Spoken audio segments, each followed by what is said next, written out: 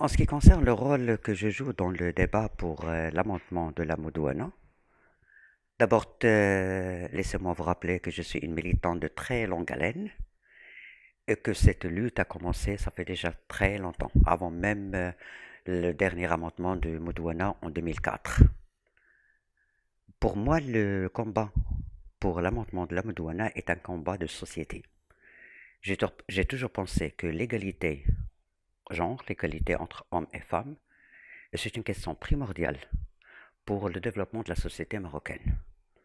Parce que pour moi, en tant qu'une femme qui a une très grande tendance sociologique, je pense que quand l'homme et la femme, tous les deux, réjouissent d'une atmosphère égale et équitaire au niveau de la famille, cela se traduit sur toute la société. Et en parlant de la Medouana, je préfère toujours revenir sur l'avant-dernier discours de Sa Majesté en 2022. Il y avait un discours très important qui, à mon avis, n'a pas été capté dans son intégralité. Parce que quand le roi a parlé de la Medouana, il a aussi parlé d'autre chose. Il a évoqué la référence primordiale qui n'est autre que la Constitution. Il a parlé de l'égalité. Il a parlé de la stabilité sociale. Il a parlé aussi des défis auxquels nous devons face, que ce soit sur le plan intérieur ou sur le plan extérieur. Cela veut dire quoi? Ça veut dire que l'amendement de la Medouana et l'égalité homme-femme n'est pas une question de conflit aujourd'hui, n'est pas un superflu. C'est une condition nécessaire pour toute la politique marocaine et pour le visage du Maroc à l'extérieur du Maroc.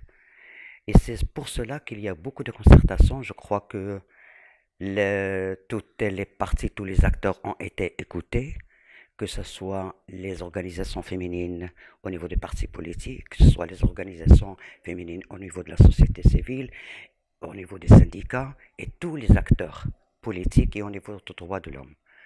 Aujourd'hui, en tant que militante, je suis très optimiste et j'attends le résultat.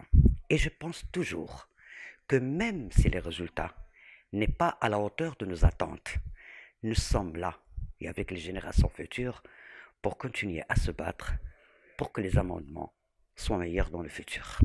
La journée internationale de la femme, pour moi, n'est qu'une occasion pour voir tout ce qui s'est passé dans le passé,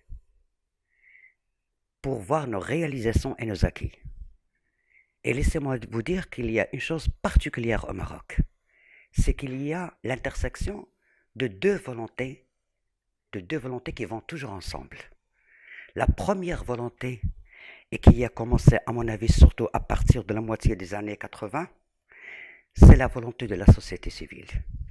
C'est le mouvement et la mouvance féministe au Maroc qui a toujours plaidoyé pour le changement et pour l'égalité.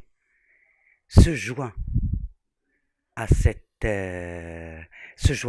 la volonté de Sa Majesté le Roi, qui n'a jamais manqué l'occasion de rappeler dans ses différents discours qu'il fallait féminiser, qu'il fallait démocratiser, qu'il fallait intégrer les femmes dans la décision politique et qu'il fallait œuvrer pour l'égalité et pour le développement.